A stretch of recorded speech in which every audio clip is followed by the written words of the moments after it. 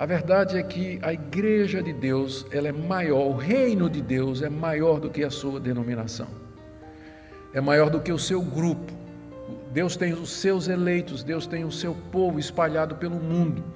Eles podem divergir em questões do tipo forma de batismo, sistema de governo, sistema de liturgia e outros detalhes, a questão de dons espirituais e tudo mais. Tudo isso pode haver divergência. Mas os verdadeiros cristãos, a igreja de Deus, eles vão confessar essa verdade aqui. Aquele que foi manifestado na carne, justificado em espírito, contemplado por anjos, pregado entre os gentios, crido no mundo e recebido na glória. Todo aquele que confessa isso é meu irmão e eu quero comunhão com ele. Ainda que a gente vai ter uma briga a respeito de determinada situação, mas nós podemos brigar em paz, não é? E continuar unidos, sem cancelar o cidadão no Twitter, né?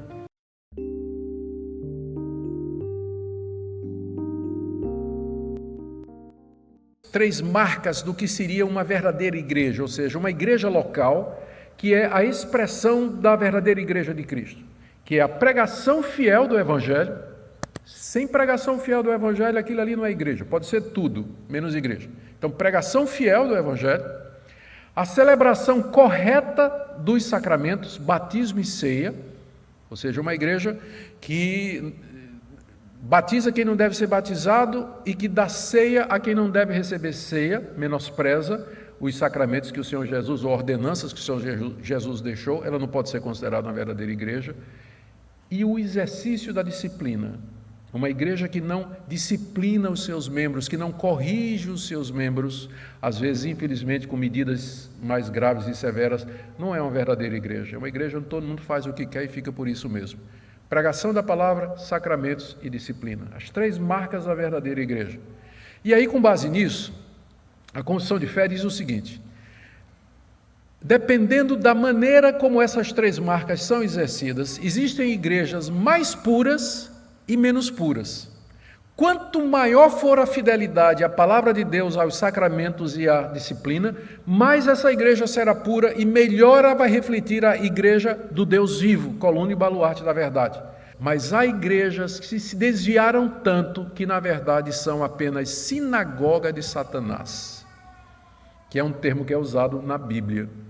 Sinagoga de Satanás, porque já se desviaram da pregação da palavra, da celebração do sacramento, não tem disciplina, é uma zorra, cada um faz o que quer, não tem moralidade, não tem ética, não tem conduta, não tem nada. Quando chega nesse ponto, quando não prega mais a palavra de Deus, quando não há mais zelo e cuidado sobre as ordenanças de Deus, então, na verdade, ela se desviou tanto que não é mais a igreja, não expressa mais a igreja do Deus vivo. Foi isso que os reformadores acharam que tinha acontecido com a Igreja Católica na Idade Média. Por isso eles queriam começar uma reforma e por isso que eles foram expulsos, porque eles achavam que a igreja havia se desviado a esse ponto e que era preciso voltar ao Novo Testamento, uma reforma profunda e uma reforma radical.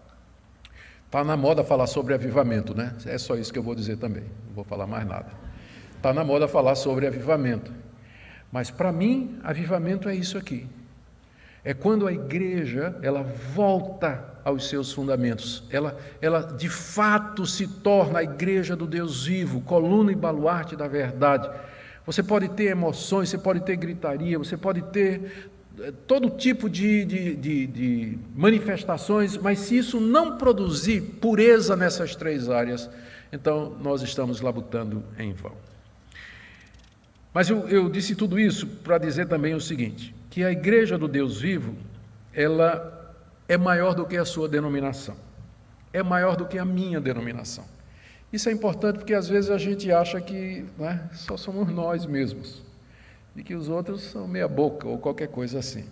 A verdade é que a igreja de Deus, ela é maior, o reino de Deus é maior do que a sua denominação, é maior do que o seu grupo. Deus tem os seus eleitos, Deus tem o seu povo espalhado pelo mundo. Eles podem divergir em questões do tipo forma de batismo, sistema de governo, sistema de liturgia e outros detalhes, a questão de dons espirituais e tudo mais. Tudo isso pode haver divergência. Mas os verdadeiros cristãos, a igreja de Deus, eles vão confessar essa verdade aqui. aquele que foi manifestado na carne, justificado em espírito, contemplado por anjos, pregado entre os gentios, crido no mundo e recebido na glória. Todo aquele que confessa isso é meu irmão, e eu quero comunhão com ele, ainda que a gente vai ter uma briga a respeito de determinada situação, mas nós podemos brigar em paz, não é? E continuar unidos, sem cancelar o cidadão no Twitter, né? E a última coisa, meus irmãos, é a importância de vermos as igrejas à luz desse ensino. Paulo, como eu disse, ele não está falando de templos ou locais de adoração, mas das comunidades cristãs, dos crentes de uma localidade. Isso significa que a gente não pode proceder de qualquer maneira. Na verdade, é isso que Paulo está dizendo aqui. Nós não podemos proceder de qualquer maneira na igreja de Deus. Exatamente pelo que ela é, a importância dela. É a ela que Deus confiou a verdade, esse credo aqui, que é o centro do Evangelho, esse mistério foi confiado à igreja. Portanto, é através da igreja que essa verdade é transmitida ao mundo. Eu estou querendo enfatizar a importância da igreja, porque eu sei, e vocês sabem, que tem muita gente que não vê importância na igreja. A importância da igreja é isso. E chega ao ponto, é tão importante isso que várias das confissões reformadas, elas chegam a afirmar que fora da igreja não existe possibilidade ordinária de salvação. Fora da igreja não tem possibilidade ordinária de salvação. Quando falo ordinária, é comum. Não existe possibilidade. Por quê? Porque a verdade foi dada à igreja. Ela que recebeu essa verdade e é ela quem transmite essa verdade. Transmite essa verdade. Eu não creio que nós possamos dizer que não exista crente verdadeiro fora de uma igreja local, porque eu creio que existe. Há pessoas que são crentes, mas que no momento, por uma situação ou outra, elas não estão ligadas a uma igreja local. Mas cedo ou tarde ela vai querer estar. Ela vai perceber a necessidade, vai amar a igreja local, porque é ali que está a verdade, ali é a coluna e baluarte da verdade. Então, termino com algumas aplicações. Primeiro, se você é católico romano, está aqui nessa noite, bem-vindo. Se você está me seguindo pela internet, bem-vindo também. É isso aqui que é a sucessão apostólica. A sucessão apostólica não se dá através de pessoas sucedendo umas às outras, mas de igrejas que transmitem de uma geração a outra a verdade dos apóstolos que Deus confiou. A verdadeira sucessão apostólica não é de um bispo para outro bispo até chegar em Francisco, mas é a transmissão da verdade de Deus através das Escrituras. E essa é a diferença principal entre os protestantes e os católicos, se você quiser saber. É no que diz respeito a isso. Também, aqui, como eu já falei sobre isso, vou voltar a dizer, essa passagem nos ajuda a ver o reino de Deus bem maior do que os limites da nossa denominação. Aqui uma palavra aos pastores e líderes das igrejas que estão aqui e que estão nos acompanhando.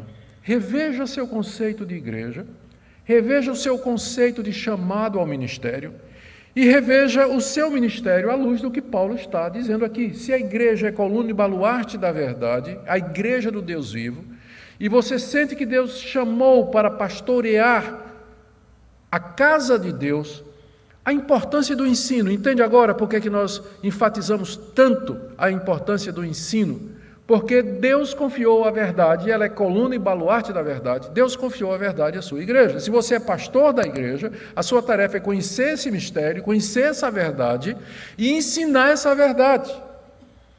E você pode fazer isso aconselhando, visitando, pregando, ensinando. Há muitas maneiras de fazer isso. Uma das consequências disso aqui é a centralidade da pregação no culto e a necessidade de que a pregação ela seja bíblica, que ela transmita a palavra de Deus, que não seja contar experiência, fazer o povo se divertir, o povo sair se sentindo bem, sem convicção nenhuma de pecado ou de verdade, sem ter sido transformado ou confrontado pela palavra de Deus. E por último, se tem algum querido irmão ou irmã desigrejado ou desigrejada aqui nessa noite, pare de ser desigrejado. Você é muito bem-vindo, você já pode começar a se igrejar aqui. Nós lhe recebemos com muito carinho, com muita alegria, mas eu espero que hoje à noite você tenha percebido a importância da igreja local, a casa de Deus, a igreja do Deus vivo, coluna e baluarte da verdade. A Bíblia nos ensina em 1 Coríntios 12:27 que vós sois o corpo de Cristo e, individualmente, cada um de vós é um dos membros. Esta declaração é poderosa e transformadora. A igreja não é um edifício, não é uma instituição. A igreja é a verdadeira comunhão dos crentes, unidos pela fé em nosso Senhor Jesus Cristo. Quando dizemos igreja somos nós, afirmamos que cada um de nós desempenha um papel crucial no testemunho e na missão de Deus no mundo. Infelizmente, vivemos em um tempo em que muitos têm uma visão distorcida da igreja. Muitos encaram a igreja como um mero local para cultos, um espaço onde se vão buscar entretenimento e conforto. Esse entendimento reduz o papel da igreja a algo superficial e momentâneo, desconsiderando sua essência espiritual e comunitária. Em Hebreus 10:24, somos admoestados a considerar uns aos outros para nos estimularmos ao amor e às boas obras, não deixando a nossa congregação. Essa passagem nos lembra que somos chamados a nos reunir não somente para ouvir a palavra, mas também para encorajar e edificar uns aos outros em amor. Quando nos ausentamos da comunhão, seja por razões de desinteresse, mágoa ou conveniência, estamos não apenas nos desapegando de nossa responsabilidade, mas também desonrando a Cristo, que é o cabeça da igreja. Outro aspecto importante é nossa missão como igreja. Em Mateus 28:19, Jesus nos comissiona com a grande comissão. Portanto, ide, ensinai todas as nações, batizando-as em nome do Pai, do Filho e do Espírito Santo, ensinando-as a observar todas as coisas que vos tenho mandado. Esse não é apenas um chamado para os pastores ou líderes, é um chamado para cada um de nós como membros ativos do corpo.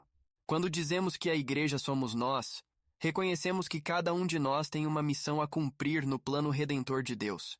Não podemos nos esconder atrás da ausência ou do desinteresse. Somos parte da solução para um mundo que clama por esperança e salvação. Além disso, a igreja deve ser um reflexo do amor de Cristo.